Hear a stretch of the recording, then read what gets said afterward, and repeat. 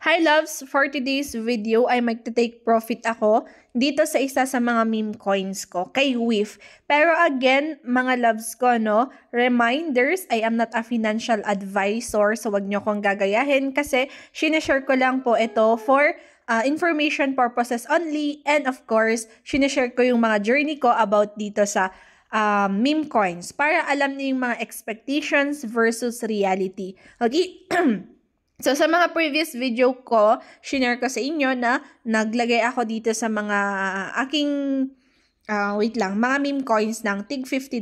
So, i-open ko nga yung brush muna nitong, yung brush lang. Yan, para magamit ko siya. Oops. Then, balik natin. Ayan. So, ito, tig $50 actually yung mga nilagay ko dito sa meme coins ko. Pati ito, sa WIF, sa Doge, Bonk, SHIB, Pepe, and Boom. So, yung mga previous videos ko dito kay mga meme coins ko, nasa description box kung gusto nyo ding panoorin yung mga nangyari, okay? So, medyo dinudugo lahat, pero okay naman kasi naka-recover ako, guys. So, last week, lahat yan dinudugo, nag-negative lahat yan. Nag-negative ako lahat ng $80. So, lahat, all in all, is $300 yung nilagay ko dito. So, merong 320, so may earnings, no? Pero dito ako kay WIF, kukuha. Kasi, nag-earn na siya ng $20. So, kukunin ko yung $20 na earn niya. So, take profit niya. Actually, nag-take profit na ako dati dito. Yung first na take profit ko, nasa description box, yung ginawa ko rin. So, ngayon, magta-take profit ulit ako kasi naka-earn na siya ng $20.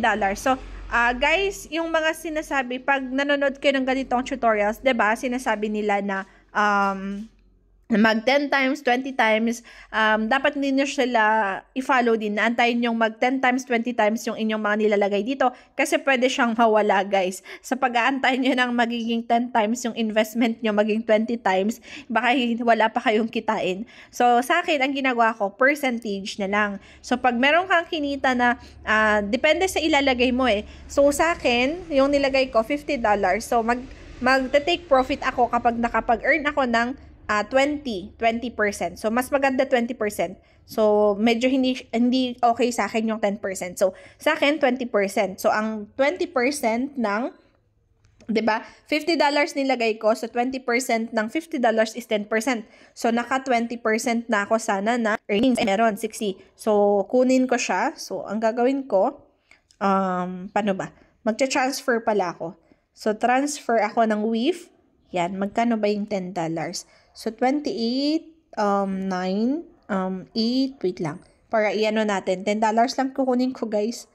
3.5, try natin. 3.4, 3.5, 3.6, okay. So, 3.6 yung kukunin ko. Confirm transfer. Yan. So, babalik siya sa, ayan, $50 na lang. Balik na siya sa dati kong investment.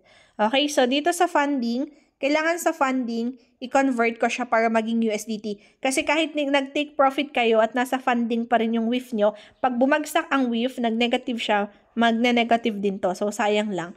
Dapat naka-USDT siya. Para sa USDT, guys, stagnant lang, no? Yan, $10.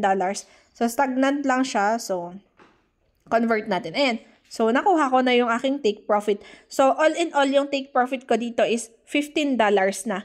So, pag gumabot ng $50 yung take profit ko, ibig sabihin, naka-return of investment na ako.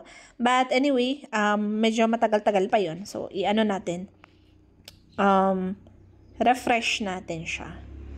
Yan. Ayan. So, wala na yung WIF ko dito. So, tignan natin yung WIF ko, tapos yung mga history ko.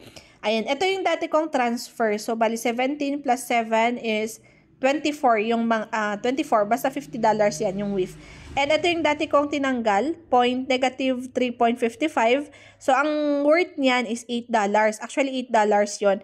Kaso nga lang, nasa funding lang siya, hindi ko siya transfer pala sa USDT, nabawasan, naging $5. So, $5 na lang yung na-earn ko dito sa transfer ko na to. Kasi tumaas yung presyo ng WIF, tumaas yung kanyang conversion. Ayan. So, gano'n na siya. And of course, manood kayo ng mga ibang tutorials about these mga meme coins kasi nga, this is very extremely. So, basta, extremely extremely risky guys na investment ang mga to, okay? Pero of course, kapag magkakaroon ka ng knowledge about this, syempre matututo ka naman siya. Hindi basta-basta masusunog yung pera mo, basta natuto ka, nag-aral ka, ayan, hindi basta-basta yan. So, ito, bumabalik yung mga ito sa BOM, 49, no? Ito, bumalik sila, Pepe, nag-negative to lahat, no? Pero syempre, kailangan i-control yung mindset.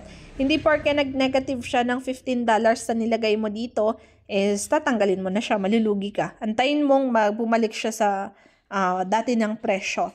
Antayin mong tumaas ulit siya. Yan. So, ganun lang. Kasi yung mga nilagay ko dito, guys, is afford to lose ko. So, ibig sabihin, pag meron ako nilagay dito, afford to lose ko. Pag nag-negative siya, okay lang yan. Kasi sabi ko nga, mindset natin, afford to lose yung mga nilagay ko dito.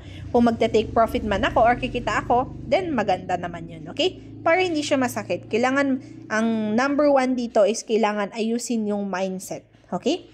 So, actually sa Dodge, 56 siya. So, meron akong kinita na mga 6% dito, hindi, 11%. Pero hindi ko pa siya kukunin. Antayin ko sa 20%. Okay? So, dapat meron kayong exit strategy. Ang take profit strategy din pala. Pag 20%, 30%, magkukuha na kayo, then ganun siya. Okay? Again, huwag niyo akong gagayahin ha. Mag-research pa muna kayo ng marami. So, sinishare ko lang siya para meron tayong reference in the future. Okay, so yun lang. Thank you for watching. Okay, sorry, so additional pala dito kay WIF, no? Ayan. So ito, hinold ko itong mga meme coins na to nung June 26.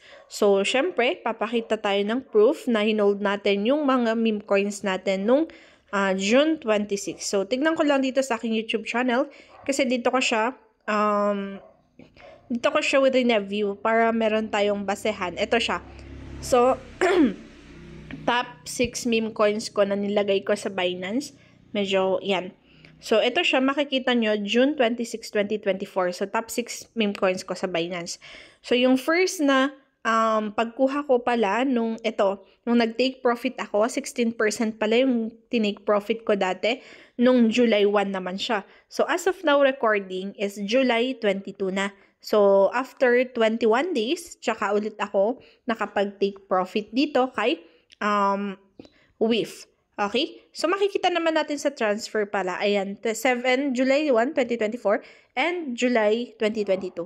So, yan. So, parang within 1 month, naka-ROI ako. Return of investment ako ng mga $15. Sa $50 ko, naka-$15 na ako. So, yan. So, update ko ulit kayo if meron ulit akong makukuha na 20% ulit. So, start tayo. Pag meron akong 20%, ilalabas ko siya.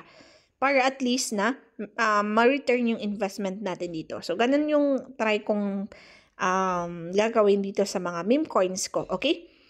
So, yan. So, yung sinasabi na magiging times 10, times 20, times 100, yung mga prices ng mga meme coins na to is for long term yun, guys. So, long term, kung gusto nyo i-hold siya for long term, nasa sa inyo yan. Pero may tendency din siya na baka biglang bagsak, hindi ka pa nakapag-take profit, di pa nag-ROI yung investment mo, nawala na siya kasi biglang bagsak, sayang. So, mas maganda na, as of now, kahit short term man lang siya, ayan, kunin yung mga nagte-take profit. Iwanan yung talagang investment. Kunin mo lang yung naging yung profit niya.